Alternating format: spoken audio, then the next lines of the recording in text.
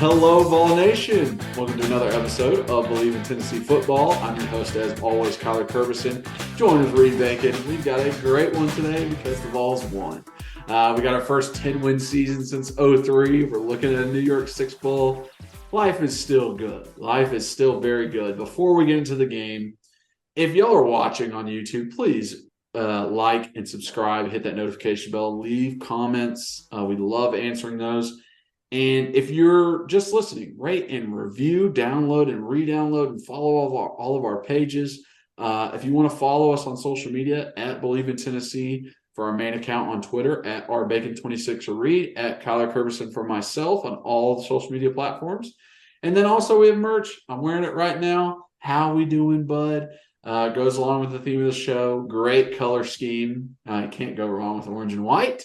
And so go check those out. But we break down the whole Vandy game. We talk about offense and defense, what was good, what wasn't. We also say what we're thankful for, give you guys a little recap of our Thanksgiving and pick our favorite sides.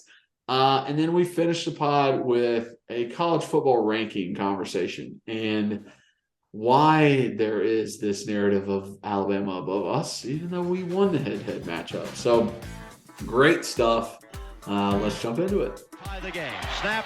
The kick is in the air, and the kick this time is no, sir-ree. No, sir-ree. Final score: Tennessee 20, Florida 17. Pandemonium reigns. Loads up, fires long for the end zone. The pass is going to be caught by Tennessee wins! Caught it by Tennessee, Jawan Jennings. Jennings makes the catch in the end zone on the Hail Mary. Down at the 35, to the 40, to the 45, to the 50, to the 45, to the 40, to the 35, 30, 25, 20, 15, 10, 5. What did he do? All he did was score. Joey Pence, touchdown on play number 1. All right, so before we jump into the podcast, got to shout out our number one sponsor, betonline.ag. It is the place to go for betting. It is your number one source for betting. They have all the odds, all the team totals, all the parlays that you could ever want, and they cover every sport. You got NFL, you got NBA, you got tennis, you got golf, you got baseball, you got everything you could think of. It is the place to go if you're going to bet on anything and make anything exciting. So for first-time signups, go over to betonline.ag, and for a 50% welcome bonus, use promo code BELIEVE, BLEAV, at checkout and receive that 50% welcome bonus. Bet online, where the game starts. All right, welcome in, everybody. Another great podcast coming in. Super excited that we finished with a win. We finished on a high note, and we are going to break down the entire game. But before we get into that, as we always do, Reed, how are we doing, bud? Hey, don't say we ain't finished yet. We ain't finished yet. Calm down. We got some ball left to play. That's right. Finish the regular season, I should say. There you go. Man, happy Thanksgiving to you. We should have done it on our last pod, but that last pod was brutal. I mean, just coming off of a loss, like very sad. I hadn't seen you upset like that in a hot minute. So yeah, we forgot to wish people a happy Thanksgiving, and then I tweeted out from the account, which was true. Like, I was trying to stay off my phone, not being on a bunch of social media and stuff like that, which, as we've been over a cajillion times, is not my strong suit of being on there and putting a bunch of stuff out. But I did want to wish and just say, how thankful, that we are for anybody that's ever listened or ever supported. And I know we say it, but I think we will continue to say it often. Oh, yeah. I mean, that's the number one thing that, with this podcast, like, just so thankful that people care enough to listen to us. Like, it honestly blows my mind sometimes, but definitely very thankful for the listeners, and had a great Thanksgiving. Had my wife's family come in and celebrate with us. Everybody brought, a couple dishes, and we made some and had a great night. Actually did it on Friday.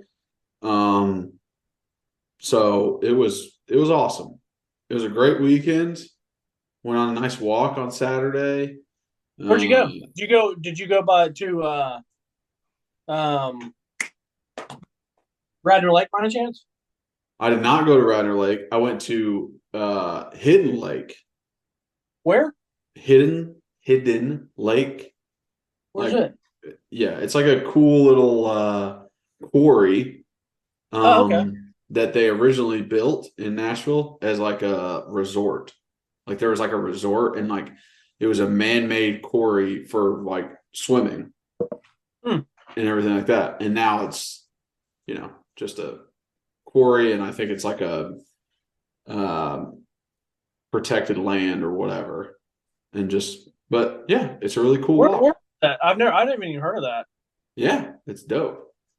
Where is it? What? Like, where is it? Like, what part of Nashville? So headed west. Yeah. Like 25 minutes from us. So one of my favorite spots over there in Nashville is Narrows of the Harpeth. Narrows of the Harpeth. I've never heard Yeah, of that. I'll take you on it. It's not a long hike, but it's definitely a cool little spot to go over and do. It's funny. I was in Memphis, and we also did Thanksgiving on Friday, which your boy was not fired up that I had to wait an extra day because that our Thanksgiving meal, whether my mom or my aunt cooks it, is my favorite meal of all time. My birthday's May 3rd, so it's like a summer birthday. If you're sitting on death row, Yes, it's your last meal, you're doing Thanksgiving. Yes. We call it our death row meal because Lee and Liz, my cousins, also say that it's their favorite of all time, and it would be their death row meal. I always say, like, if I was on death row for freaking, stomping some, South Carolina fan or Kentucky or Vandy fan, and they're like, "Hey, what do you want? You're about to meet your maker." I'm gonna be like, "Well, you got to call my mom and my aunt because they're the ones that do it." So, but yeah, so now that Lee and Liz are married, Liz has to go to Bailey's, Lee has to go to Austin, so it was just easy for us to wait till Friday. But I still got plenty of leftovers, bro. I felt because I really do a better job now of watching what I eat, and kind of what You felt awful, didn't you? But yeah, like I do some intermittent fasting, kind of in a way. Like I'm not like super strict on it all the time, but like I really try to, watch my calorie intake because your boy is hiking on up there a little bit, and I need to get back down below. Hey, come join me. Come join me. Exactly. So, yeah, I've been hovering at like probably 217, 218. And I will by summer. I'll be back down to like 205 or Shredded. No, I don't know about shredded, but I'll be feeling much better. But so, anyways, going into this weekend, I was managing pretty well. Like I still woke up and ran and worked out. And the first night we ate, like I did fine. I managed fine, but it was the next day with leftovers, and I crushed it, Kyler. And even like later the next day. Sunday. Bailey and Austin. Bailey and Austin and I went to Germantown workout facility there in Memphis, and I went, and it was just my off day, so I went, stretched, just got in the sauna, rolled out before the three of us were playing hoops, and I stood on a scale. Now, granted, I had sweatpants and a sweatshirt and tennis shoes on, but it said 228, and I was like, "Gee." That's a big boy. I was like, golly. I was like, somebody's got to. Oh, dude. I mean, when it comes to the winter, like your boy is gaining 10, 15 pounds almost every winter. And like literally, if you look at my pictures, you can look on the pictures on Instagram and just see you can see what season it is based off my face. Yeah. Because my face gets more round and like thicker. Oh yeah, I gain weight, but yeah. So you can tell from my picture too, because I'm like bloated and pale, or like halfway skinny and tan in the summer. So yeah, one of the most underrated things is Thanksgiving leftovers. it's like one of my favorite things just to have that after. I made this sandwich. Oh my gosh. I made this Thanksgiving leftover sandwich. That was bread, mayonnaise, ham, mashed potatoes, stuffing, sweet potato casserole, cranberry sauce, other piece of bread. And it Wow. was amazing. It was Wow. I kind of wish amazing. I wish you would have sent me a picture of that, honestly. It was so good, dude. It's weird that you bring that up. It's actually very weird because my entire life I have never heard of a Thanksgiving leftovers sandwich until this year.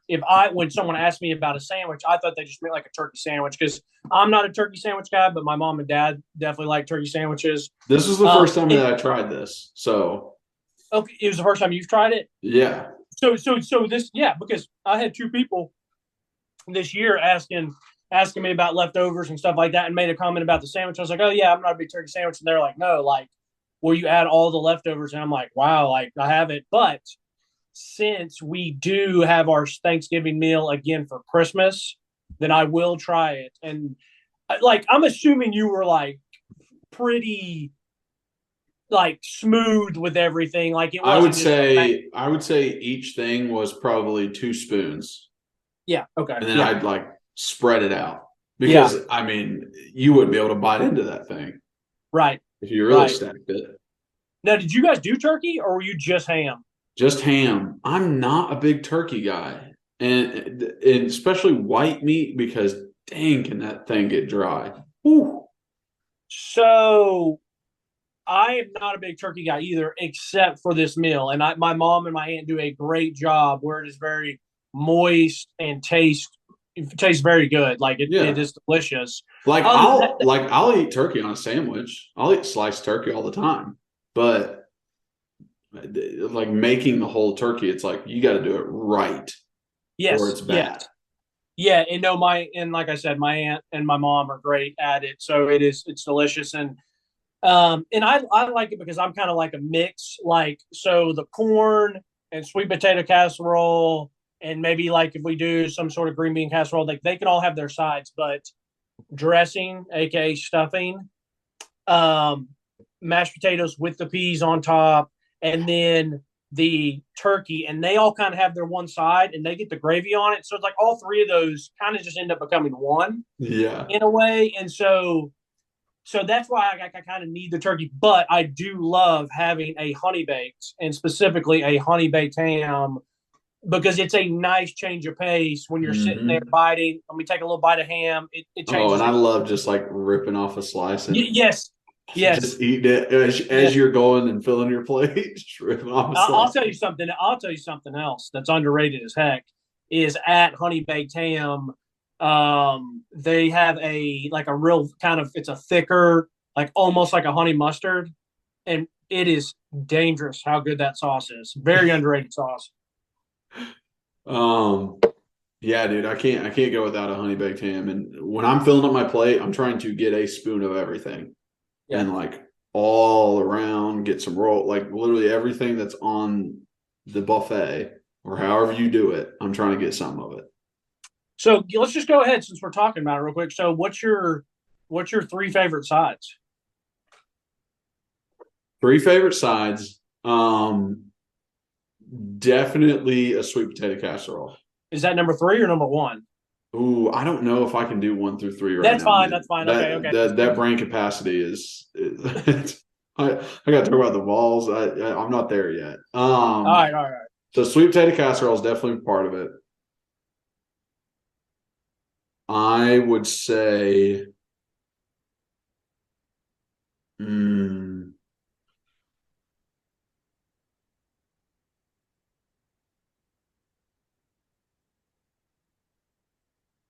You want me to go? I'm gonna go mashed potatoes. Okay. Because that's just a staple, and you can dress it up however you want. You can throw gravy on it. You can throw peas on it like you do. You can scoop with rolls that you have. All that. So love that. And then third side,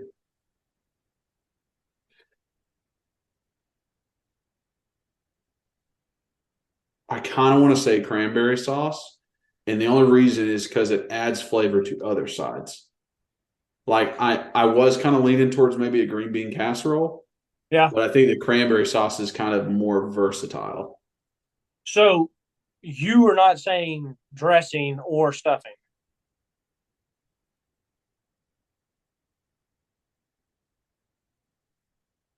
Mm. I know dressing and stuffing would be below mashed potatoes and sweet potato casserole. It would replace cranberry sauce. All right. Well, it was fun while it lasted. I'll see you later. I'm done with this podcast. Bro, I mean, what the f are you doing? Have you not had good stuff? Like, I just call it dressing because we do not stuff it in the turkey. So I will call it Yeah. dressing. Yeah, we But don't. Yeah. have you not had good dressing? Like, you need to eat my mom's dressing. It will blow your balls off. I've never really had good stuffing. I mean, apparently I have not had any that blow my balls off because my balls are still attached to me. So Wow. So, anyways, for me, it's number one, and it's not even a close number one. Is dressing. I mean, it is the goat of our family. Like, I mean, I remember my grandfather would sometimes just go get a bowl of dressing and just eat it before the whole meal like even started. So for me, dressing number one. I'm going to say my aunt's corn number two. It is awesome. And corn, it's kind of like a not a corn casserole, but it's not a loose leaf corn. Like it's not like the little it's got a little something something with it. So and it's kind of a different change of pace. So and I can't say mashed potatoes because then I'd have to have peas, and so I can't do that. So I'll do probably sweet potato casserole, even though like I love sweet potatoes and I like sweet potato casserole. But I'm gonna go with it by default because I can't do peas, mashed potatoes, and gravy, if that makes sense. Yeah, because So it's a three-fer. You can't. Yeah. I can't. I can't use all. I mean, I can't use two of them. Yeah. You know. So Use the whole video. anyways, well, I'm great. Yeah, I'm glad that you had a good Thanksgiving. It was like I said, mine was great. I was down in Memphis. So, but yeah, we came back yesterday, and I rode in the car and got my notes down. I usually have one notebook for notes, but the only thing I had in the car with me was my workout log. So I put my notes in there. What's in between that? the squat reps and the bench max. So I was say bench 340 for 5? No way. He's huge. No way. Oh goodness. So yeah, let's hear what's your thoughts. It's nice to get back on the win side. Oh my gosh, it feels a lot better. It feels nice to not worry about a game. I mean, definitely. So you weren't worried at all. Worried to start for sure. Okay. Yeah. But it got to a point where I wasn't. So that's nice. Again, obviously, like South Carolina was just edge of your seat the entire time. Pretty much till Hendon got hurt. So that was very nice.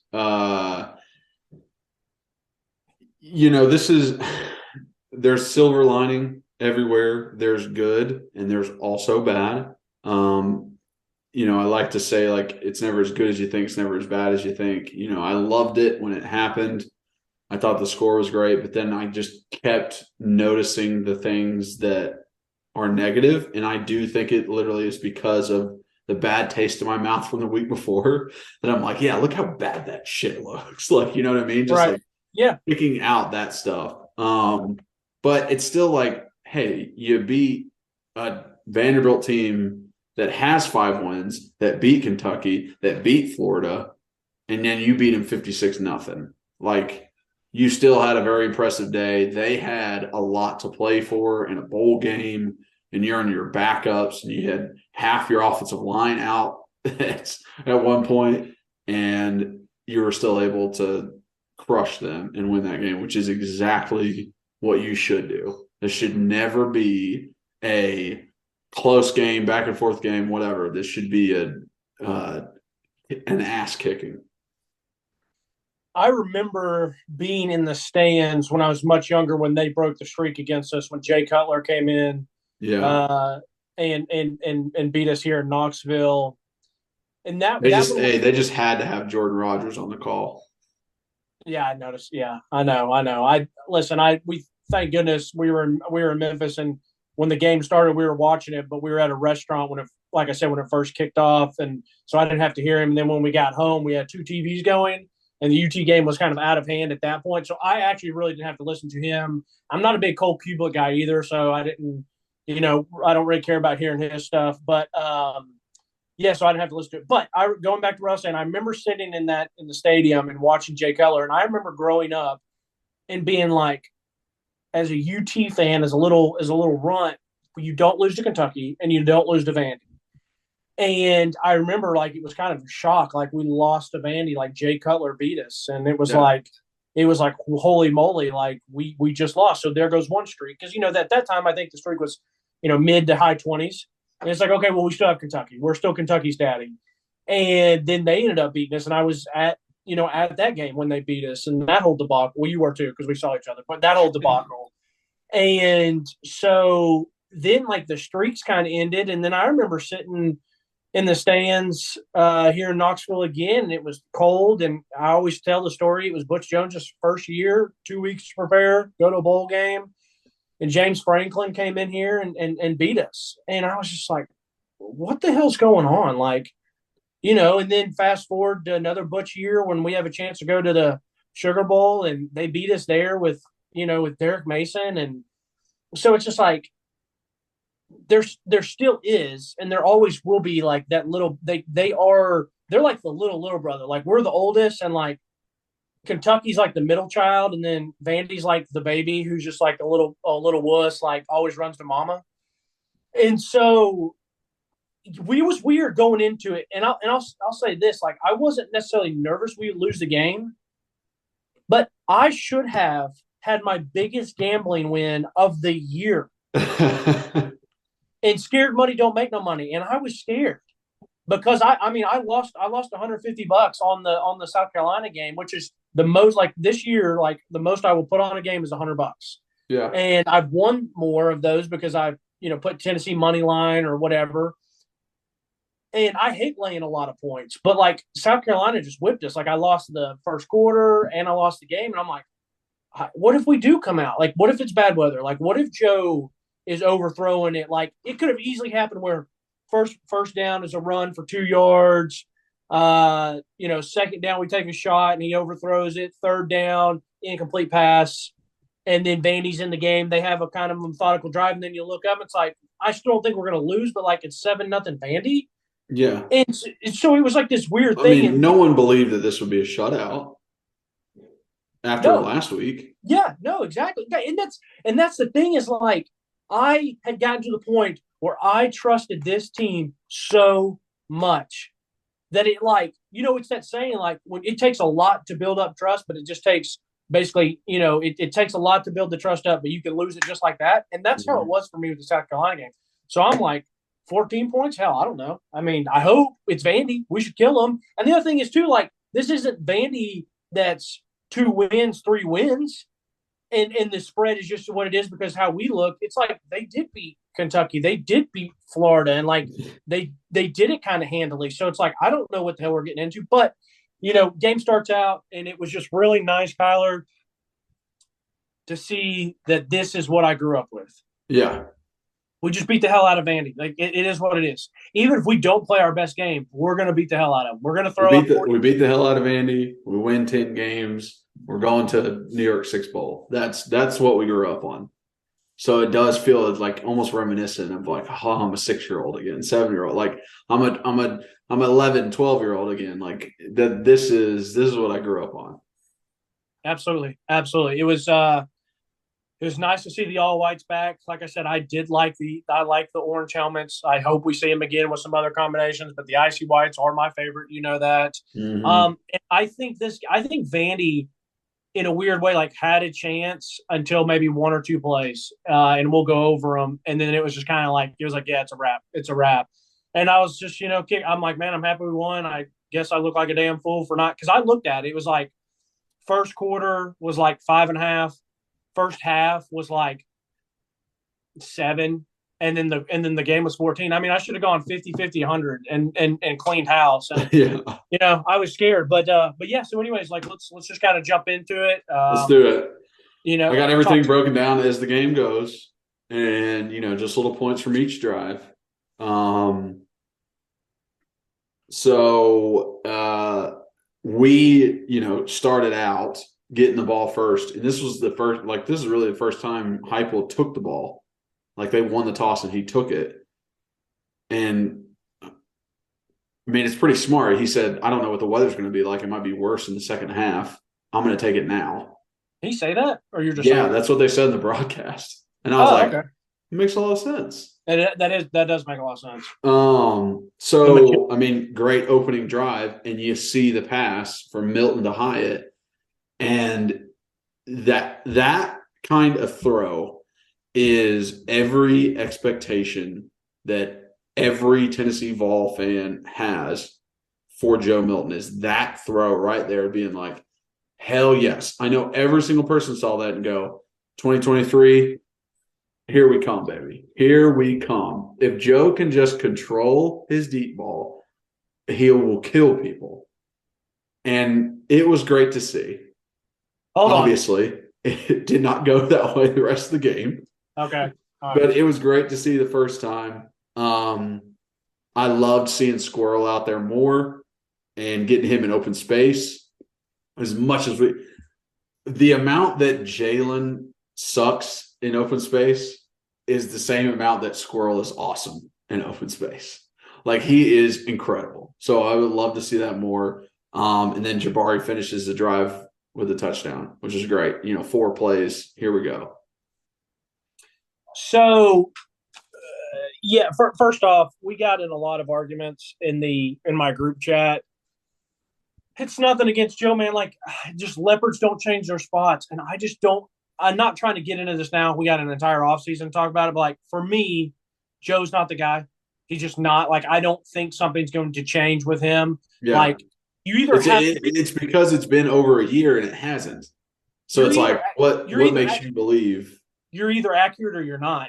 Accuracy is one of those things that is kind of hard to work on. Like, you can get better with it for sure, whether you work on your mechanics or the level of throws that you're trying to make, whatever. And for him, I bet it's tough not to make certain throws because he can basically make every throw in the book, strength-wise, distance-wise. And don't get me wrong, I thought he had some really nice – there was one early on in the game where he was kind of right hash throwing it left boundary, and it was beautiful to Jalen. Like, that play itself, which we'll talk about, is like not hard, but like it's got some risk to it. And those two guys made it look like cake.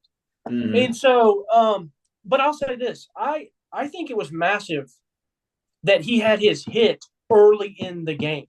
Yeah, because that is what we do. That is what makes us who we are. Like they have talked about it, we are a boxer or an MMA fighter that tries to KO you in the first round or two. Not saying we can't go the distance because they can, but it helps a lot when we can hit. So the fact that Jalen made that catch, I think, was huge, Kyler. I really, really do. Yeah. To talk about those plays, first off, I love the pre-snap alignment for that first screen we got to Squirrel. Because of, if you go back and watch how tight it was, there's not a lot of times that you see a lot of tight screens like that. I mean, really, if you see a tight screen like that, it's usually like a tight end screen, but most of the time it's like you got your number 2 or number 3 who's going out, or you have number 1 who's coming in. And then obviously you have your inside screens that are to a running back, or like I said, to a tight end. But the fact that it was like, all right, let's get Jacob in here, which it was a super easy block for him the way they played it, because they kind of do what we do, where they have 3 defensive linemen standing or hands in the dirt, and the other guy standing up, kind of like Byron Young does. So he comes off the edge. Jacob doesn't even have to touch him, lets him get equal with him and blocks him. So that's perfect. And then you have the other whatever receiver, whoever it was. And it's like, it's also an easy, quick throw for a screen to your best player in open field in a night where it's raining. You don't have to make a long – where your quarterback's getting his first start of the season. Right. Right. Exactly. And so it's like, make it as easy as you can for him. Mm-hmm. And yes, Squirrel White, I don't think I've ever watched him not make at least one person miss in the open field. And I am now the people who loved Hyatt since basically he started here, and basically since he had that first catch he had as a freshman against Alabama, and we saw what he was capable of speed wise. Like that's how I feel how excited I am for Squirrel. And I think most people, and I said this when we watched his highlight film in high school, like this dude is not just a scat guy. Like this is not just an offensive weapon, meaning like he's good, but he's not good enough to be at one position. I legitimately think that he can play outside. So, he could play X, he could play Y, he could play whatever, outside, inside receiver, whatever. Put him in the backfield. Like, I think he's good enough to do all of them, but he's also good enough to actually start in one of them. And what I mean by that is offensive weapons. There are guys that are like, like a Dexter McClelser, a Percy Harvard, or some of those guys, from the SEC past that were like, they were good, but they were almost like they were good at a lot, but not great at anything. I actually legitimately feel like Squirrel White can be really good because I think he's going to be able to do it all. I really do, even with his size. Where it was like McCluster and Percy, it was very much like get them the ball with people not around them, and they will kill it. But they don't know how to run a post corner. Right. You know what I mean? Like that. That's what it was. Like they don't know what they're doing. They don't know the technique. Like the routes are a struggle to them. But man, if you get them one-on-one with somebody, they're going to make that man miss. Exactly. Yeah. So, and then lastly on that, for the first offensive possession, I thought it was hilarious that Vanderbilt tried to rush three. I mean, the offensive line had great protection. Vanderbilt went to Bear to start the game, and then they changed to a 4-3 towards the end. I guess just because we were doing whatever we wanted, and then we busted a 50-yard run and then an 80-yard run, and it was just bad. Yeah. Well, the last thing I'll say on the first offense drive, that's a true freshman corner out there that was trying to stick with Jalen, and they had him inside shade. I don't know why, but he was inside shade, and Jalen just barely had to kind of maneuver, like kind of just bend out. He just kind of bent out the slight bit. Like dude was screwed from the beginning. He was out there on an island by himself. He wasn't going to be able to get a hand on Jalen. It's just like, I mean, it's cake. Like I said, all you had to do is just make the throw, and thank goodness Joe made it early. Yeah, thank goodness. Going on defense, good defensive drive. Banks. This is like seeing this.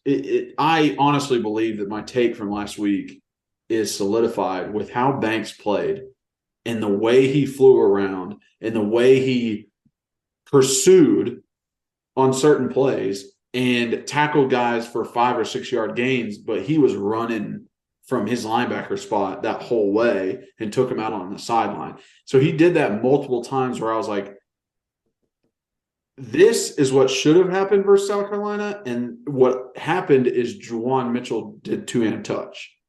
You know what I mean? Where Jeremy brought the damn wood to people.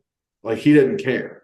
So I do think he made a difference for sure. Like I think him being on the field for South Carolina would have made a difference in our defense. Yeah, but I don't think I personally don't think that just I don't think one guy makes you win the game. Yeah, right. But maybe you have 2 stops instead of 1.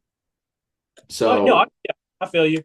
And I meant to tell you. So I was talking with Lou, my uncle down there in Memphis. He knows a ton of people down there. One thing that he had heard was I think his name is Aaron Hayden, the guy that used to play running back at Tennessee, and then his son was like a 4-star from Christian Brothers down there, and now he's the running back at Ohio State.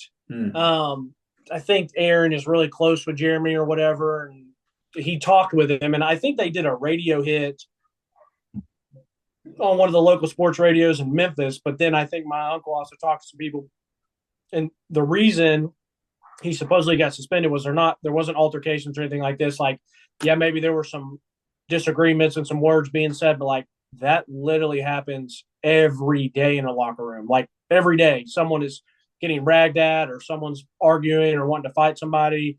But supposedly they said Jeremy was like late to, and we don't know. I'm just saying what I heard. well, you and I'll find out at some point. But if people do still care about it, like suppose he was late to a meeting and like late to practice somehow. And if that's the case, that is really, really, really, it just really stinks because it's like, how can you're the leader on defense, with 2 games to play to have a chance at a national championship and he's late to something. Now, like I said, I don't know how true it is, but that's just what the talk was down there. Yeah, it does stink if that is the talk, but it also doesn't stink because the leader of our program said that's not going to fly. You're not playing, which there's a lot of guys who have been coaches in the past who have let guys play, who don't give a shit if they go to class, who don't care if they show the meetings up on time, and they get to do whatever they want. So I like that. No hyperbole. I think that might be one of the best things that you've ever added to this podcast. I'm not joking. I'm not joking because I think people don't understand. Like there is a very fine line with coaches that it's like I need these elite players, and I'm not calling him elite, but like I need these guys who are really, really elite, and that's why they'll go out of their way to do the recruiting nonsense. Or I need these really good players. Like, hey, this is one of the best players on our team. Kyler Kerbyson is one of the best players on our offensive line, like on our offense, and we need him. But like you and I talked about last week, no one's ever bigger than the program. And I completely agree with you, Kyler, that if you let someone get away with that, it is game over because everyone else sees it. And everyone else is like, hey, he either plays favorites, which you lose credibility with everyone if you're playing favorites. Mm-hmm. Don't back your word up. And I've been around coaches that wanted to act like they were a bunch of hard asses, and they weren't. Like they didn't really hold you to what they said they were going to do. And I'm happy you said that because I think that is such great insight. And I love it because we still should have beaten South Carolina. And these other people still that still swear that like this defense just gave up, like meaning like they just quit. They may have given up in the second half because they just thought it was over and they just kind of naturally quit. But I will never, ever think that they just went into this game and said, F it, we're pissed. So we're just not, like, no one would ever make me believe that. Matter of fact, those guys could even come and tell me that that's what they did. They said, we just decided to throw our entire season because we were pissed about something. I'd be like, well, you're lying. Someone's trolling me. Like, because people aren't going to do, just quit because of that nonsense. No, it doesn't make any sense because everything that motivates them as an individual is it's better if they win that game than if they lose it. So there's no way they're going into the game going, I'm not going to win this for some petty, whatever happened. I really think it's what Aaron Beasley said. I think they came in expecting just we're not like, hey, we're Tennessee, we're better, but I think they just kind of were like, we're going to come in, we're going to play our game, and that's all that we got to do. But guess what? They didn't play their game, and having that mindset, and listen, it happens, man. Like it happens. I have a really good analogy for when we talk about this season. It is golf related, but I'll tell you about it later. Of course, it's golf related. The weather's gotten colder, so our golf talk has diminished, but it'll come back. Okay, so that defensive drive, just thought Beasley and Banks were running around, good group tackles. There were an offsides on the defense. There were too many of those. I think we had 3. That's 3 too many. And, they had a drop snap, which put them back very far. And then 3rd and 22, Joseph's one-on-one on their tackle, beats him around the edge. He is going to be so good, and I cannot wait. Like, he looks like, he could be the most dangerous weapon on our defense for the next 2 years, easily. Because the way his body is built right now, just put 25 pounds on him, and the way he moves and the way he uses his hands and he dips and gets around the edge and his speed coming off, it's just like, oh man, this guy's going to be deadly. I can't wait. No, I agree. And listen, don't just because Joshua Joseph is playing as a true freshman, don't let that mean that like James Pierce, it can't be Oh just yeah, there's plenty of people in your grade alone at Catholic that played before you did, and they were never half the football player you were. People mature and people mature at different speeds. People pick up stuff at different speeds. So hmm don't get it twisted. I'm not saying Joshua Joseph still can't be incredible, but like we don't need to forget about his, outside linebacker rushing partner in James Pierce because he still has a great Oh, opportunity too. we're going to talk about Tyree in a little bit. Oh, we are. Yeah. We're going to talk about Tyree. So Yeah. anyway, so real quick for me, man, it was so good to see once again Aaron Beasley does it again. I'm so fired up that he's coming back one more year. His read, react, his block shed. He reminds me a lot of David Long for the Titans, who's probably my favorite player to watch right now in the NFL. A guy who's 5'10", 220, and he's playing linebacker in the NFL because of how well he uses his hands and hmm like how well he just avoids blocks. And he doesn't even have to shed them because he just avoids them. And Beasley does that a lot. And then Beasley has another good hit and stick. It was nice to see another good block take on this week by Christian Charles, one of our corners. Now, I didn't like that he didn't shed well, but dadgum, he came up, he flew up, and he stuck his nose in there on the block and at least brought the physicality that I felt like And we didn't see last week. we had another play where Tamarian went through two guys. So yeah, and that was my next one. It's just, well, that's the same play. It's like nice shed and tackle by Tamarian. I really think that this is one of the plays that kind of killed him. It's very early in the game, but they were kind of moving the ball decently well. And when they had that botch snap, it was just kind of like killed their momentum for that drive, but it also gave us another chance to go ahead and kind of like hmm we didn't score right away, but it kind of was like, all right, we're not going to get in a back and forth. We're not going to let them gain confidence because in a game where you are the better team, the last thing you want to do is let this other team hang around. So I actually think that really, really hurt them. And I'll just go ahead and say, spoiler alert, the other play that I think actually ended up killing them was D. Williams' house call. Yeah, So, definitely nail in the coffin on that one. Okay, so we go back on offense. This is the drive where we come back to reality on Joe Milton. He hits a bullet come back to Hyatt, which is good. Like 6 yards, I think. Then it doesn't seem to anything to be open. Hyatt's not open on his left, and he decides not to run for it and just throws it out of bounds. And it was one of those where I'm sure everyone watching was like, why didn't he run that? Like, just go ahead and take off, because that's what Hooker would have done. So that's the difference between a first and a second. And then good protection, and he just straight up overthrows Squirrel. I think there was a safety that was close, but still, man, it's just like, dang it. Like, I thought we were going to be okay, but it doesn't look like it. So offensively, for me, I love the deep. This was like the deep comeback from Jalen and Joe, and it was nice and it looked very, very smooth and easy.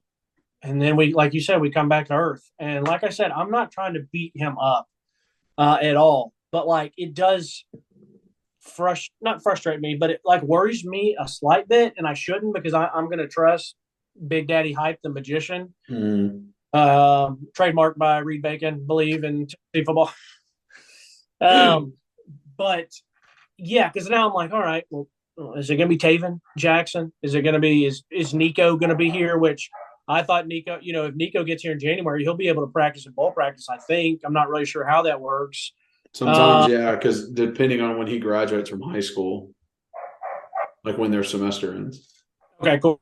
Yeah, so if he gets here, that's a lot to put on a true freshman. I don't care how talented you are, but like I don't know if I've heard anyone say this, and so I'll be the first one to go ahead and get it out there. Like, I will not be surprised if we get a grad transfer or a transfer quarterback in. I'm being serious. That makes sense. I know they like even when you and I went to practice, we saw how much they were working with Joe. They knew Hendon was their guy for this year. But they also know that, like, hey, if Hendon gets hurt, which he ended up getting hurt, but it was late in the season, then we have to have this guy.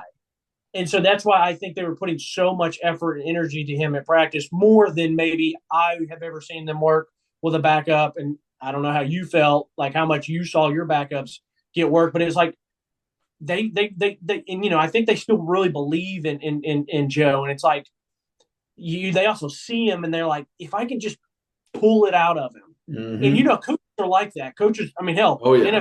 NFL coaches and GMs lose their jobs all the time. And matter of fact, college coaches probably lose their jobs all the time because they recruit a guy and like, I can mold this, and then they don't. And so like I said, I'm just going to say it. Like, I don't think Heupel goes into next year. And I mean, look at his track record. I mean, he brought in a ton of transfers his first year. Like, he was just like, bringing as many as we can. We're going to have a competition. Yep. So, and also I'll just go ahead and get it out there that I, on this podcast, said it first on 11/28/2022, 8:06 p.m. That yes. I should finish. We'll make sure and timestamp it. 8:06 p.m. 11/28/22. That I would not be shocked if Hype Daddy the Magician brings in a grad transfer or just a transfer in general to be there with Taven and Nico. Okay, good to know. All right, going back on defense, DeJohn Terry offsides. Not great. Great play call by Banks. Sent in the safety blitz. Wesley Walker sees the sweep coming, gets right in the backfield, makes a tackle. That kind of play is a prime example of multiple things coming together, because Tim Banks can call that, and he can call that play, and it's set up perfectly for Wesley to make that tackle. But if Wesley doesn't make the tackle, that guy's gone. He's got time. He's got space. He can do whatever he wants. He's got blockers in front of him. And it's a long touchdown that might not seem like, we're doing well on defense and maybe it's the defensive coordinator's fault. It's like, guys, this happens every play, every single play, where the coordinator, the coach calls and tells you this is what you're supposed to do. And a guy on a play will mess up. He will not do his responsibility. He will fail. And that gets guys fired. And it gets a lot more guys fired in the NFL because players get fired too. But that happens. So the narrative of like it's all the players or it's all the coaches, it's just not. It's just not it. That's and I know we're just getting off on tangents on every drive, but still. Whatever, it's fine. I'm glad that you brought that. So I wanted to ask you, because I watched that a bunch, and I'm not sure if it was he was supposed to be coming on a safety blitz, and then he just read it and it kind of worked out, or if maybe he was supposed to be playing in the box, and then he sees it, so he shoots it. I don't know. I hope that at one point we get to interview Wesley and ask him like what happened on that. I mean, that was, as I put in my notes, that is an all SEC, all American, Eric Berry, Tyrann Mathieu type play. I mean, that's exactly what that was. That is a hell of a play. I love to see it. I thought it was huge for momentum. And I'm going to be honest, Kyler, I like having Tamarian and Wesley Walker on the field at the same time. And, like, not to knock Trayvon Flowers, because, like, I've seen him make some pretty nice plays in the backfield or, like, some nice little tackles in the backfield. But I think Wesley's the better athlete. And, like, I also think they're I'd say football wise, I would say they're probably very similar, but like I think Wesley's a better athlete. And so I like having him back there at safety. I agree. And then I don't know if it was a couple of plays later, but Banks drops a pick. God, it was beautiful. His dropping in the zone, seeing that the tight end's running an out route. He's watching the tight end. He sees his route. He follows. He immediately sticks his foot in the ground, takes off. And instead of staring at the tight end, looks and tries to find the ball, and he's right there for it. It's like he plays it perfect. It just sucks he didn't come away with that, because talk about nailing the coffin. That could have really turned some stuff around. Agreed. And that play, right, that that honestly was one of the more impressive plays for me that I've seen Jeremy make in his career. Yeah. And it's not fair to him because like there's probably plenty of times that he's done that and I just didn't get the angle. That they got a great TV angle of it when they showed it. But I mean, I was talking about this like 2 or 3 pods ago that like this is why guys in the NFL or even in college are 2 down linebackers compared to being 3 down backers. Like, because you got to be able to play the run and the pass. And I was very impressed. He realizes it's pass. He gets his drop. He has his reach steps and he gets in his drop steps. He opens up his hips. He finds his guy. He starts breaking that way. And then when he realizes, let me go ahead and take a quick peek back at the quarterback, it was a beautiful, beautiful play. Yes, he dropped it, but like I was still thoroughly, thoroughly impressed by everything that he did, how to play that as a linebacker. Very much. I wish some safeties could play some coverage like that on tight ends at times. Yeah. Break on some balls. All right, so we go back on offense. We just keep running the counter versus their bear defense, and it just keeps killing them. And I've said this on the podcast before: gap scheme versus bear defense. You do not run zone versus bear. Run gap scheme. It works. Then, we see Dylan Sampson in the game start to get some play, and Dylan Sampson might be the best pass blocker in the running back room, like bar none. He did great all day. I wrote it down multiple times. Great blitz pickup, great pickup of the other guy's guy. Like, it's not even your guy. You're just helping everyone else out. This is another, like, Joe overthrows it to Squirrel in the corner. So it's just more proof of that. Joe hit, but then Joe hits the post pattern to Ramel on 4th down. And it's like, okay, like you're accurate enough when it's intermediate routes, when it's hitches, when it's comebacks, like you're not throwing that way over their head or anything like that. It's just that deep ball. Like he cannot figure out how to take some off. He always overthrows. So on this drive, they try and run the ball with Fant the first time on the goal line. It is possibly the worst look you could run into. I counted it up, and it literally was 3 versus 2. Like it was Fant and Joe versus 3 linebackers because everybody else was man on man. And it's like, what? Like, no, obviously this is not going to work. That's one of those, that is one of those things where as a player, as a former player, and the way I used to study film, the way I used to look at things, and the way I would just always be like, no, like, let's not run it. This is awful. Like, you expect me to, like, make lemons out of freaking grapefruits. Like, I can't do this. Like, there's no way to do this in an effective manner. Like, someone has to mess up on the other side of the ball. So I always hated that. But then the next play, we do the fullback dive to Fant. He puts in that extra effort. But that boy, Tyree West, in at fullback right next to Fant, runs over a defender. Then Fant on a second effort grabs him and just pulls him back into the end zone. And I'm like, damn, Tyree, you trying to play O-line, fam? Like, I like this. But I just love to see that out of Tyree because it is also tells me that he doesn't care about playing defense. Like, it's not about, hey, I get to be seen on TV when I make a tackle. It's about winning. It's about getting a touchdown. It's about making the team better. Being a blocker, you have to literally humble yourself and go, I am here to help someone else. That's it. That's all I'm here to do is to help someone else.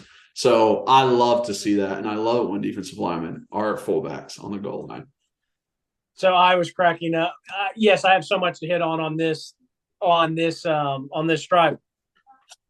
Karen, why are you talking? We have trying to be on the pod, trying to be a third co-host. We have a very, very, very important and popular podcast that we were doing. Anyway, so Kyle, what I was saying is, when you were like, no, No. I immediately started thinking of King of Queens on there's one part on King of Queens, and she's trying to get Doug to do something, aka Kevin James. He's like, no, no, No, I'm not doing it. Yeah, exactly. It's like, which makes sense though. It's like, why, like Sark was doing it against TCU. Like, I know how good Bijan Robinson is, but I see Todd Downing and Mike Vrabel do it too. Like, I get Derrick Henry's awesome, but he can't run into a 9-man box. So it was funny that you said that. Okay, so I'll kind of work back here. I saw the same thing for Tyree. Like, he came off very fast, very athletic, and he brought the wood.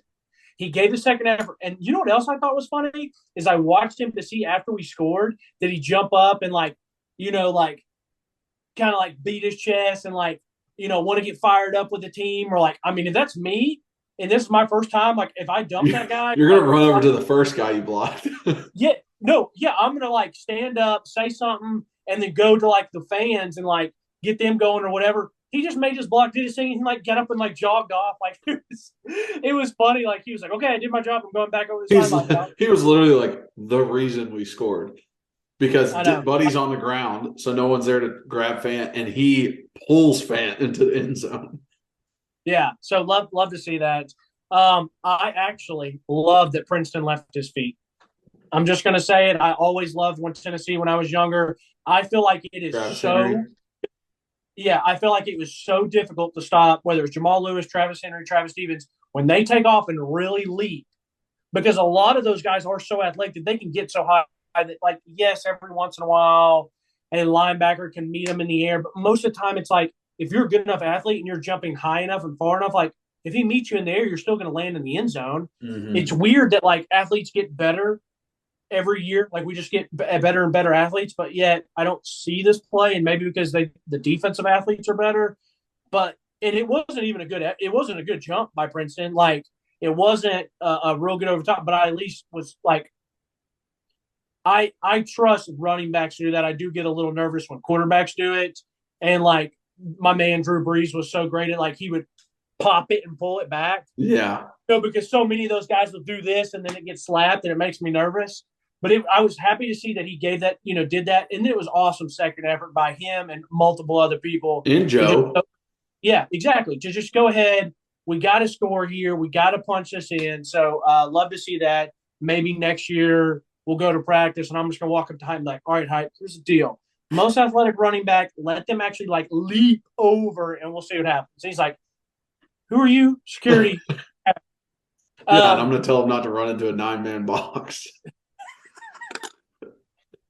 Jesus. Loves you. All right, so then we got a really nice block by our man Jacob Bourne on third down, which I was happy to see. So I got to give him a shout out. Working my way back, Squirrel. Not only did Squirrel have to run and get overthrown, he has to run back, and we throw a screen to him the next play. I'm like, man, what it must be like to be 18 years old again and be able to be in great shape. And he still makes guys miss and gets like 6 yards. Dude must just be like the Energizer Bunny. I have on here amazing blitz pickup by Dylan. Dylan is not a big guy at all. We've seen him in person. He's not a big guy. So for him to put his face mask in there, and like you said, it wasn't just here's the A gap. Here comes a guy blitzing. Let me just stamp right up, and it's just a business decision at that point. Like, no, he had to like slide, pick his guy up, find his guy. So I was very impressed with that, especially after the last time in the LSU game, he almost got Hendon, knocked out of the game or, a bad injury. And then, and I had on there, Squirrel always makes one guy miss, but I've already said that. Always. All right, so back on defense. And I thought about this because Vandy's quarterback was not a thrower. Like, he really could not throw the ball. And I was like, this defense is playing to where it's like, yeah, go ahead and throw it. Like, you're not very good at it. And I thought back and I go, you know what? We did that for a lot of teams this year. Like, we did that for Pitt. We did it for Florida. We did it for LSU. And then I thought, they probably did it for South Carolina, and it bit them in the ass. because they thought, hey, look at what he's done this year as a starting quarterback. Let's have him beat us with his arm. And he went ahead and did it. So I was like, oh, maybe that's one of the reasons why. Good point. Yeah, very good point. Yeah, Could be. that could have gone into it. Other things from that drive, the Banks clapping, and it's personal foul to like suggest that he's doing their snap count. I'm like, listen, I get that. As an offensive lineman, you guys used to do that on the other side. They used to say move or, just try and imitate Hut when they were trying to tell their D line to move. And there was instances of clapping, but like it is absolutely obvious that he is turned around trying to talk to the safety and get his attention and claps. I just don't think it's fair to take away clapping for the whole defensive side of the ball, a common thing to do, because there's a snap count that also claps. Like, that is just a dumb rule to me. Obviously, I think the rule is very up for debate. Like, I think it's literally just the ref's preference on the rule that makes a difference. But I thought it was a dumb rule.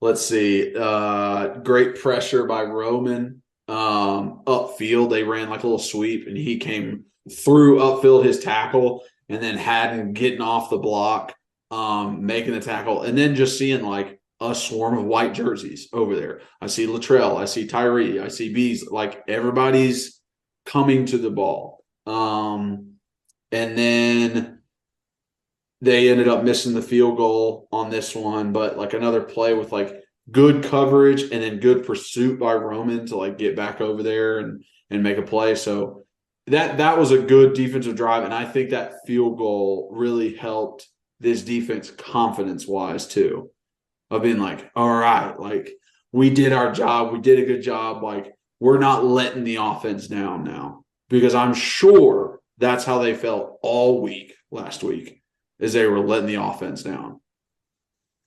Yeah, we talk about that. We'll find out, really what happened that week going into South Carolina, and if there was anything. And I know people really care about that. I think it'd be more intriguing to have been a fly on the wall this week, and how they handled those film sessions, how they handled practice, how they handled the prep for Vandy. Mm-hmm.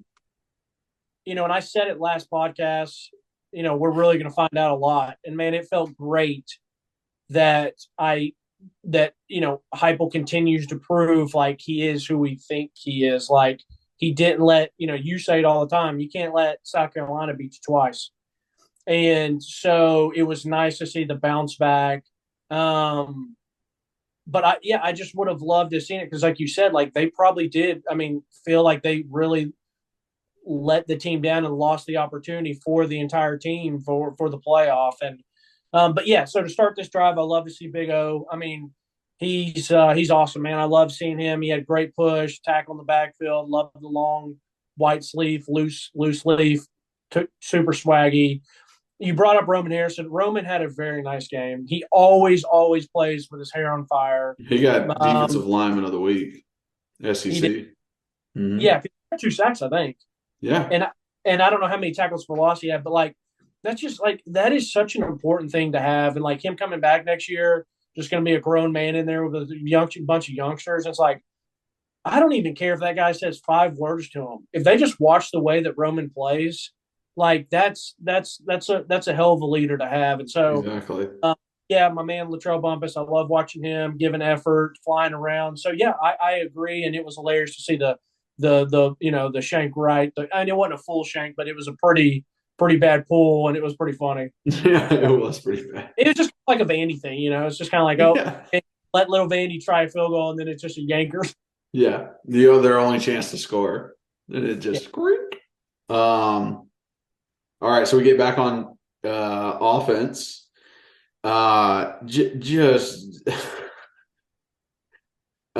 Just not a good drive by our offense. We hit a bubble to Hyatt. We try and end around a squirrel, and Ramel gets absolutely just manhandled while he's trying to block and get Squirrel laid out. Vandy did a good job of stretching that one out. Yeah, they did. But like I'm saying, like Ramel was coming inside to get a block, and the number 13 just hit him in the chest and pushed him right back into Squirrel.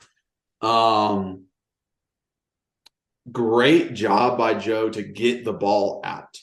There was all that pressure in his face, and he was still, I think it was like a low snap too. He was still able to like read and throw and get it out of his hand, which was very impressive. And then Ramel like doesn't even use his block and then goes out of bounds. We have an incomplete pass the next down, and it's like, oh, so we got a punt now. And right. It's like those little things like, yeah, you might think as a player, hey, well, I just got a 6-yard gain. Well, it's like, well, you could have got a 10-yard gain, and then we would have had 3 more plays to use. So little stuff like that makes a difference. And then this, I think, was the worst overthrow of the night by Joe. I mean, Squirrel's just wide open. There's no pressure on Joe. He's got all the time in the world, and he just can't hit it. He really can't. Yeah. I mean, it's insane. I don't know if it was a play later, but it might have been this one. I think it was this one. The ball was in the air for like 70 yards. I've never seen anything like that. Like where he stood and threw it to where it hit the ground was like 70 yards, and he just can't complete. He's always like 5 to 10 yards too far. Yeah, and this isn't on him. I mean, this isn't. He hasn't done anything. It's not his fault that he's athletically and genetically gifted freak in a good way. But like, I'm just so sick of hearing about his arm strength. Like all the tweets about it. Like they want to show the highlights of him throwing a deep ball, and it's just like, yeah, like it's awesome. But it's like the guy that goes to the driving range and can blast balls. And then he gets to the first tee, and it's like, yeah, you hit it a mile, but it's, over on number 4, and we're playing number 1. So it's like at some point it just gets old, because like the point of the game is always going to be to win. Mm-hmm. It's like, I don't care how far you can throw it. Like if you can't, and like I said, it's not his fault. He can't help that, SEC Network or ESPN or all these different people post it, but it gets a little frustrating. The other thing is too, I was thinking about the comment that I made about like I didn't feel like last week they didn't have a bunch of juice with each other. I really don't think offensively they have time to give a lot of juice because they really are like trying to get to the ball and keep going quick. And I say that to say I also think like when we see some of those screens, it's almost like they're okay with getting 4 or 5 yards because it's all about get back to the ball, line up, keep going speed compared to one of UT's favorites. When Jawan Jennings caught the ball, he acted like it was life or death. Like he acted like every yard meant something. It's like I feel like sometimes it's like subconscious, like, okay, well, if I get 4 or 5 yards here, like that's really the purpose of the play when you maybe could make a guy miss, and it also this is in the same family, but it's something I wanted to bring up. Like, and it didn't happen much in this game. I felt like it happened a little bit in the South Carolina game. Like, I'm so sick and tired of receivers where like maybe 1 or 2 calls don't go their way. And then you feel like they're more worried about throwing their hands up for no flag before they're even really trying to catch the ball. Mm-hmm. Go up, give your entire effort to catching the ball. And then if you don't catch it and you do the HPI, then stand up and try to. But there becomes times where receivers aren't even trying to catch the ball. They're just trying to draw a flag. And like, I can openly admit that I allowed myself to do it. And I caught myself in a game like, what are you doing, Reed? Like, catch the ball first. And like I said, like I didn't play receiver in college, obviously. But it was in high school though, and it was I went on a seam route and got blasted way before the ball got to me, and they threw the flag, and I was like, okay, bet, like perfect, like 15 yards. It was exactly what it was supposed to be. The next time that like Tyler threw it to me, and it would have like been a good catch to make, but instead of like full effort, like I remember like while going up for the ball, I felt a little contact, and then like as quick as I felt that contact and like instead of continuing trying to catch the ball, I'm like immediately like, what was the flag? It's like, what are you doing, you idiot? Like, you know what I mean? So that's another one of those things that, like, I just feel like, sometimes in the flow of the game, it's hard to realize. And that I just say all that to talk about when, like, hey, get these extra yards. Yeah. Like, don't catch the slant, run up Ramel's back for 3 yards, and then just be okay with being taken out of bounds. Yeah, exactly. I literally have on the next drive, because I think it was a 3 and out, I just said, like, great by Tamarian to stay in coverage and, like, stay back on his guy, even though it was kind of like a rolling around with the quarterback. And, like, that's, like, literally all I have. And then it's the D. Williams punt return. Well, this was also the possession where maybe the play that I fantasized about most ever making. I saw a guy do it one time when we were in high school, and I was watching college, and I think it was Oklahoma State. And I thought it was the most – oh, yeah. I thought it was a badass play, because not only is it badass because it's an athletic play, but it shows how headsy you are. So when I saw that happen in real life, I was like, dude, that is incredible. And I always wanted an opportunity to do it. Never really had the opportunity to do it. But if they had completed that, I would have literally pooped my pants at the restaurant that we were in, just right there in Memphis. Like, they would have had to come and clean a grown man's chair out because of, like, if that had been completed, it would have been one of the coolest plays ever. Oh, So it would have been incredible to clean a grown man. And the reason it's so headsy, it's like if the quarterback makes a mistake of, like, hey, I'm just trying to get rid of it, but he doesn't get rid of it far enough. Like, I'm telling you, I used to fantasize about having an opportunity to do that at some point. Yeah, and incredible. The play we're talking about, it's where the Vandy quarterback is pressured out, he throws it away, and Kamal tries to jump from inbounds to out of bounds without his feet touching, catch it, and throw it back in bounds. Now, you see it a lot in basketball. It's pretty common in basketball where someone will jump out, catch it, and throw it back, but it's very rare that you see it in football. Very rare. So D. Williams punt return, like you said, nail in the coffin on this one. I just absolutely love it. I could see that he was going to get one eventually. I'm glad he got one this year. Also, like, D or Squirrel, whoever you want, both of them are freaking dangerous back there. So we get back on defense. I got, like, Beasley and his zone adjustments and his eyes were great. And just, like, kind of working through the zone, realizing who was coming and being able to pick it up. It's like 3rd and 9. He ends up throwing it into the flats. On that play, I saw Tyler Barron get blocked by 3 people at nose. And I'm like, what? How? Like, no one describes Tyler Barron as Aaron Donald, but somehow he's getting blocked by 3 different people. And then Squirrel gets his chance at a punt return, and he gets pretty far. He almost takes it. So I love to see that too, because it's like, all right, for the future, like, Squirrel being back there, I'm thinking almost every time, like, he could take this to the house. D is a lot faster than I thought. I thought when I've seen him return, I thought he was fast, but that he was a good returner because, like, he sets his blocks up well. He's a fluid athlete. No, dude is, like, legit has opportunity to be he is a burner. Like, he can go. Which, if you have that as a defensive back, it can be a game changer. So I will be excited. We've had some injuries in the defensive backfield, and I think Bama game he was out. Mm-hmm. And that's why Wilbright or the whatever the guy's name is that ended up being the walk-on that ended up coming in and playing at the last drive. Yeah. But, like, I had to see D in the defensive backfield, because when you have that much speed, it's such a weapon, because you can gamble, like, you can be a lot more aggressive. Mm-hmm. And I know we talked about that on defensively. I want to say one more thing too. Like, I got the game playing over here, and, like, to see Kamal take on a block, set the edge, and make a tackle at the line of scrimmage, and be physical again, is like, it was so great to see that. You know what I mean? Like, that's what we came to notice, and, like, we get it, man. Everyone as an athlete has off nights. We all do. Everyone has an off night. But it's like, I was just happy to see this defense, like you said, flying around again and trying to be physical and just being the aggressor. The aggressor. I agree. Okay. Let's keep going through this. We got an overthrow on the next offensive drive. We got a PI that gets us a first down.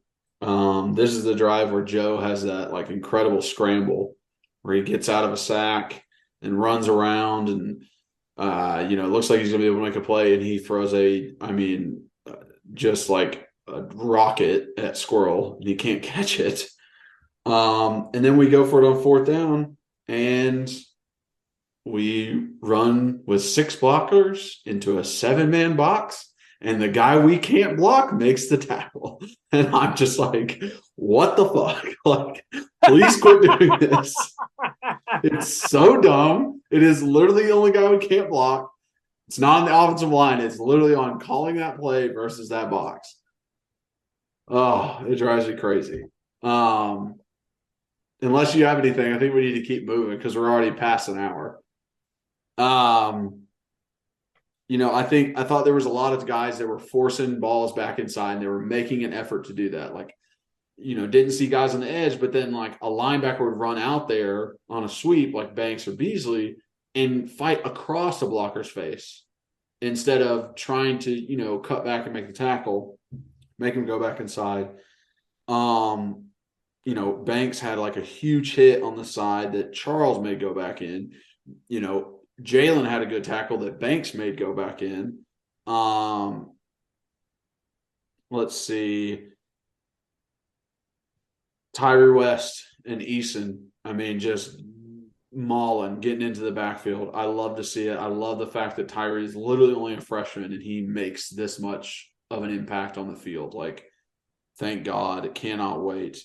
And then, Vandy is eventually just trying to run out the clock so we don't go into halftime with more points. This is the point where I think Spraggs and Jabari go down with the injury on the same play. Yeah. And once that happened, Joe's mindset changed too, because the next play he's looking at his offensive line and it's all the twos, and he immediately is like, and like kind of freaks out and runs out of the pocket when he doesn't need to yet. So just like diminishes the field for him, and then I still felt like 25 seconds with one timeout you could have done something with. And they decided to just run out the clock and go into halftime. And maybe they would have done something if it was Hendon, but refrained because it was Joe, which, makes sense too. Yeah, absolutely. It's absolutely understandable. Once again, you will hear me say this again when the season's over and we do our recap, but like we were very spoiled with things, and the fact that we were very spoiled and we expect things is also what maybe we got our feelings hurt a lot, and we were really upset and disappointed. Mm-hmm. But we really do, 20 seconds and a timeout, we're like, okay, no big deal. Like, we'll at least get 3 here, or at least attempt it. So yes, I feel you on that. Yeah. Okay, so that was halftime. Come back out. We're on defense. I thought we were flying around. I thought there was a play with Tamarian and Wesley, just had great pursuit, like just running down the line. And then, we forced him into a fourth down, and Garland, Amari, and Latrell were in the backfield on that play and just stuffing it for nothing. And then immediately the next play, Jabari makes 2 guys look so silly. So silly. I don't know if 43 on Vandy knows how to tackle. Like, he got it done to him twice and takes it for 52 yards. Jabari, his cuts are some of the nastiest things I've ever seen. They are, yes, they are. They're the analog stick of the Jukes. They're very impressive. I love to see that. I know that you've talked a little offense, little defense. I want to say some stuff on the defense. Defense can be easy in the fact of like, as long as you just kind of like just read your keys and play with effort, that alone can make you pretty good. The other thing is too is like if besides playing with effort, and being physical, I kind of make effort and physical kind of the same thing. Mm-hmm. Then if you use your hands well, because I think hands are so important, not just as a rusher and getting to the passer, but also as very important to get off blocks. Yeah. And that was one thing that I thought we did much better about this week. Whether it was, Roman Harrison on his first one where he comes off and he almost has like a little like Reggie White-ish, like kind of like almost like the shrug, and then he kind of reroutes, and that's how he gets his first sack. And then like I said, all of our defensive backs were doing a good job of setting edges or coming up and shedding blocks.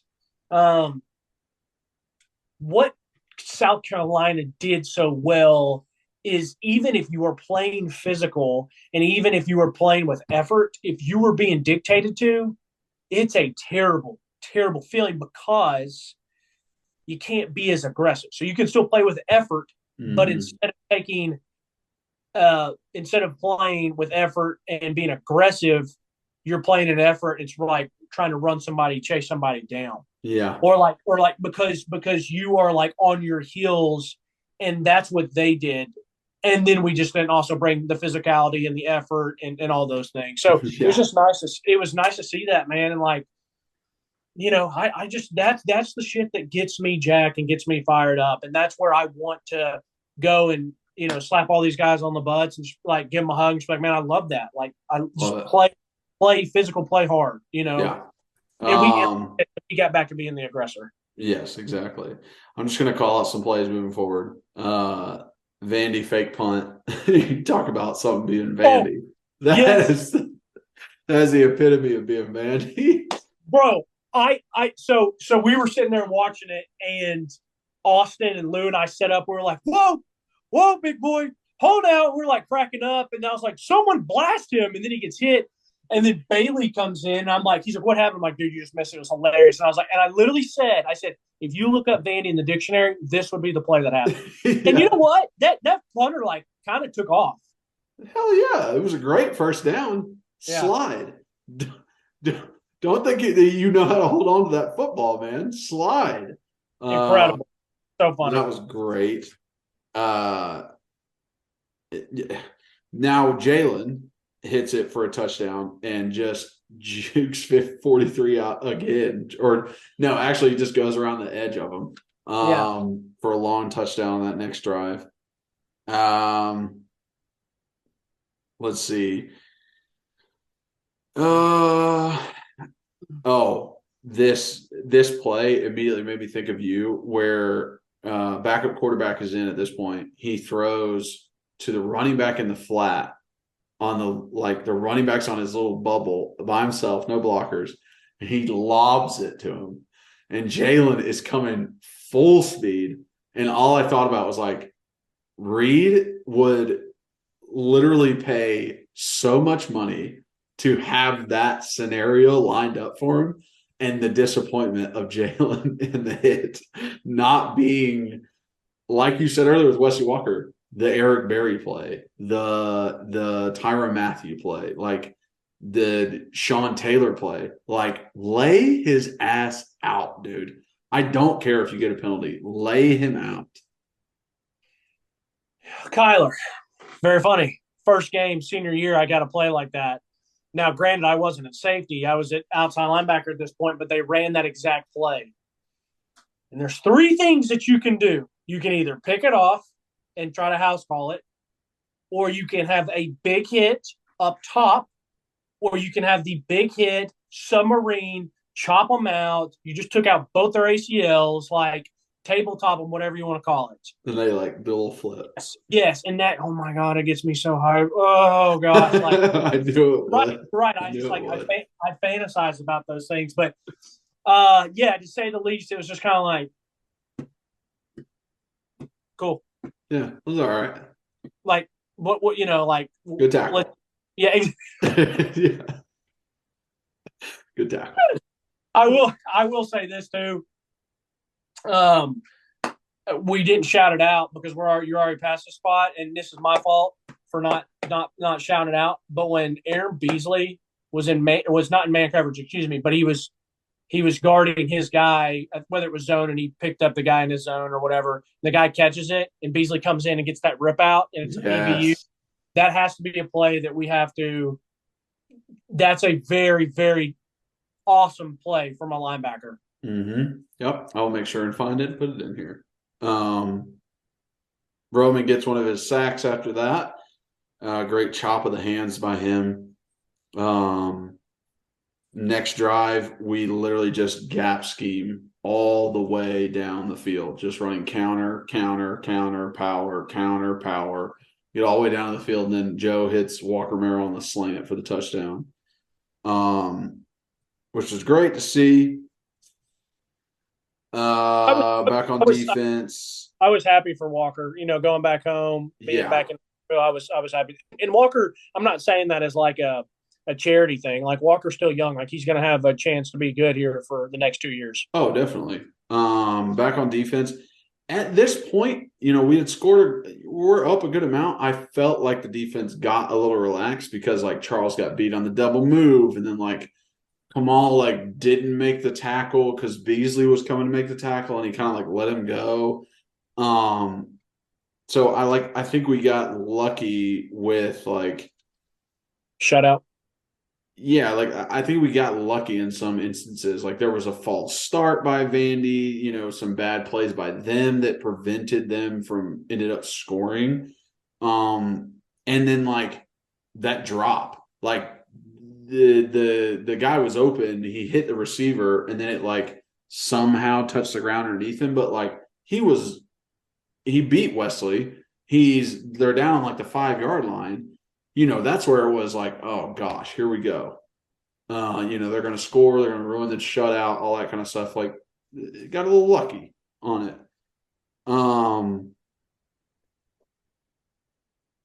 Let's see. I want to ask this, and feel free if you got any more. We can jump in and talk about some of the college football playoffs real quick before we end. But what did you feel like an overall grade of the offensive line play? But then I also wanted to know your overall grade of the game, because you see what happens, like, it's 56-0. But I want to know what you thought, like your overall grade of the performance. So overall grade of this performance, I would not even because when I look at it, it's not the best that they can play. I saw stuff on defense, I saw stuff on offense. It's not the best. I would say B+ overall. Give me a 92 on the exam. You know what I mean? Where like 93s, maybe 92 is an A-, 93 to 96 is an A, then A+, like maybe a 91. Like we're close. But obviously there's like bad overthrows. Like Ramel had a pretty bad drop. Where I definitely think he could have caught on the sideline. Very rare for him, by the way, too. It's very rare, exactly. So, like, random stuff like that. As an offensive line, though, I thought they played extremely well, especially the backups who just have to come into a game. That's not easy. It sucks when you're sitting on the sideline, then you're just like, hey, go in there. And, like, Ollie and Dane held their own. Dane had some pretty good blocks on his pulls. It was able to set up things. And I mean, like, if you can run the ball effectively to where your running back has one guy, we talk about it all the time, but he has one guy, you are doing a great job. And that's what happened a lot, where it was our running back versus one defender. And we made those guys miss and, accumulated that many rushing yards on the day. But I have to give it up to the O-line. I'm definitely putting them in the A category because I think that game is a lot different if the O-line doesn't play well. Yeah, I got a play right here, which is funny. We're talking about the O-line, but like it was the 2nd and 4 where you talked about no, I don't think this was play you're talking about, but like Jeremiah Crawford ends up letting his guy kind of get a shot at making a sack, and Joe does a good job of like not allowing the sack and breaking away and then running out. He doesn't make a great throw to Squirrel. Like if you have some touch there and can get that to Squirrel, he's going to turn around and make something happen. But like if you count it, it's like 3 seconds. It's like it's one of those things again. It's like they're waiting for something else to open up and develop. Like you can't put that on Jeremiah Crawford. So but yeah. So would you say what was your grade for the offensive line? Did you say? I would give them. I'll give them an A. Okay. Yeah. So for my overall grade of the team, I'm like you said B plus. I'm probably like fringe B plus. So like you said 92. I'm probably more like 88, 89. Okay. But felt like and they did it like I said, I love a shutout, whether you gotta have a little luck, a little breaks your way. But there were still things that I thought could have been better, and especially offensively that we put up some massive points. I love having those long runs. I love that crap. I absolutely love it.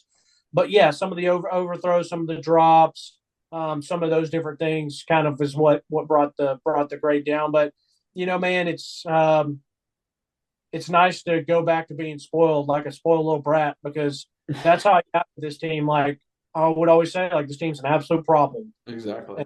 And they were, and then they weren't on that fatal night in freaking, in Columbia, South Carolina. Columbia. But, yeah. So I wanted to get through the game, and I wanted to finish our conversation with the rankings. Now, AP poll's already out. College football rankings haven't come out yet. But where we are, what we have done, and our resume, as people look at it, is being compared to Alabama's. And if this committee votes in Alabama at 6 and us at 7, I will no longer trust anything with it. It would be the most egregious voting I've ever seen.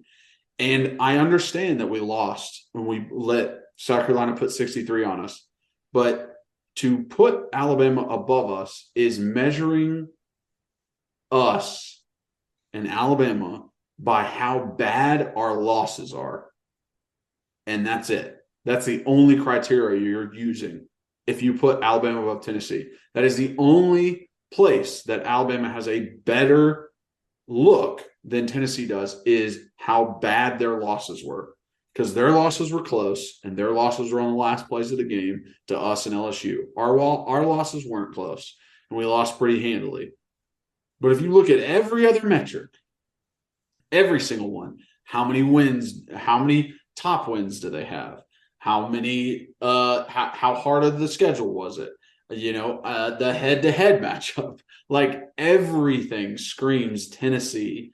And it literally, there is one side of me who goes, you know what? I hope they ruin everyone's view on them by putting Alabama above us in this ranking and literally saying to everyone, we are biased and we are picking Alabama above you because we want Bama to play in the national championship or play in the college football playoff if something crazy were to happen. And that's just ridiculous. It really is ridiculous that just because Alabama's won and Nick Saban's been so great and all that kind of stuff that they just want to do that, it shows that this committee needs an overhaul. They need something else that, their parameters go off of. Because it will be absolutely ridiculous if that ends up happening.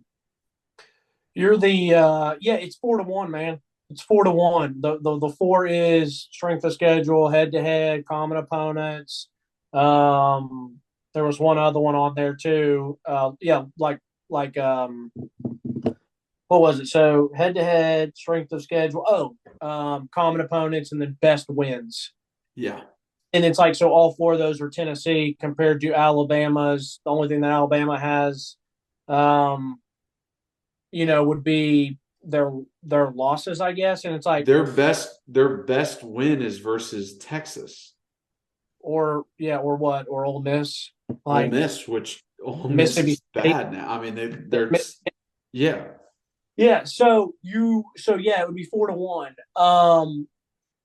And you were also probably like the 5th or 6th person, including myself, that's like, we would just lose credibility with them. Which, the sad thing is, like, this is the world we live in, but like they don't care about their credibility. Like, they're gonna just say, "Hey, this is what we think," and like we might ask them to try to make an, somebody might interview them and ask them for an explanation. They're just going to spin it and say it is, give some political answer. So I'm not even going to pay attention to it tomorrow. I know I'll find out and see it.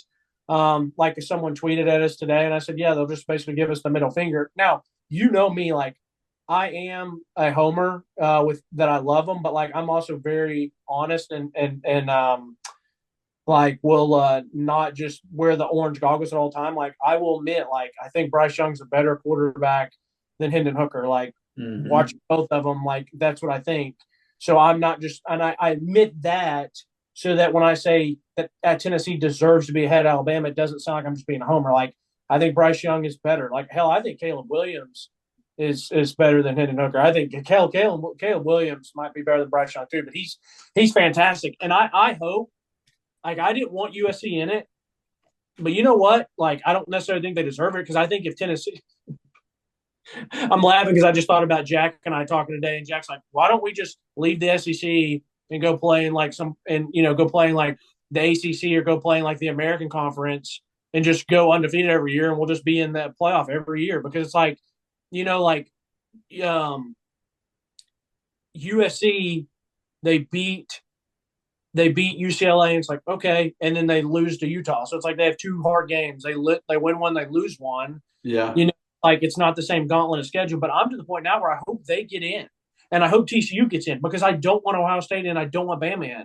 Mm-hmm. Like, so I'll pull for TCU over all of them. And, so it's like, but yeah, you're like I said, you and I and multiple other people just said like they're going to lose credibility, but like, I expect it. Like I will be so surprised if they do the right thing and put us in front. I'm not going to say that we deserve to be in front of Ohio State. Like I'm really to the point where like I guess I don't really care either way. Like I guess Ohio State deserves to be there, even though their schedule's pretty jokey.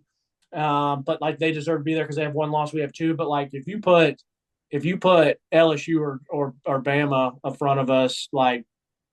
And I know they won't put LSU there because LSU just had another loss. Yeah. But I'm saying they had not lost. And the other thing is, Kyler, that I talked to Jack about today, it's almost like you're telling us that it matters when you lose. So say if we lost to Georgia and then we have like another loss, like maybe right after that, but then we went out, like what, so if we lost to Missouri, not South Carolina. Or if we had lost to Florida early in the year, like right. It's not as bad. Yeah, because it's like, well, Bama kind of lost before we lost. So it's like, we were number one and then we lose and we go to 5. But then when we lose at 5, we go all the way to 10 compared to, well, they lose and they go from, whatever to 8. But then they kind of crept up just because other people lost. It's just a weird dynamic. Yeah, so, and it's also like what you were saying, like, you believe Bryce Young is a better quarterback. Like, I think Alabama in a neutral site would probably beat us right now. Like, I don't have a lot of confidence in us because Joe is our quarterback right now. Like, he's not used to it. Like, Alabama always plays a close game. So if it is neutral site, like, I don't know what happens. I definitely think Nealon had an effect on us winning that game. But if that is your reasoning for ranking, then you can't, in good faith, think that TCU should be above USC or above Ohio State. Like your rankings all throughout the year, like you should have ranked it differently. If you think it's just, if I put this game up, who is the betting favorite, then. Well, that's what I was going to say. Then Vegas should just tell us who's the 4 best teams. Yeah, exactly. Who would be the favorite in this matchup? Like, right. That's the way to do it. But yeah. Good pod, man. Just don't even get worked up, guys. Don't even get worked up because they're going to screw us, Yeah, too. Hey, it's a lot better arguing about the college football playoffs and where we end up in it than it is screaming out of a megaphone so they don't hire Greg Schiano. So we're in a great spot right now. All right. Appreciate you guys watching and listening. If you are watching on YouTube, please subscribe, like, hit that notification bell, and leave a comment. It helps us so much, helps the algorithm, helps us get on other people's pages. If you're just listening, rate and review, leave 5 stars, download, re-download, and follow our platform or our profile on all the platforms. If you want to follow us at Believe in Tennessee for our main account on Twitter, at rbacon26read, at Kyler Kerberson for myself, everywhere. And then we have merch. I'm wearing it. How we doing, bud? T-shirts to go along with our theme. Great feel to them, rocking the colors. So go ahead and check those out. And just really appreciate you guys. It's been a great season. Thank you for riding along with us this whole way. And we're super excited for the off season. So as always, go Vols.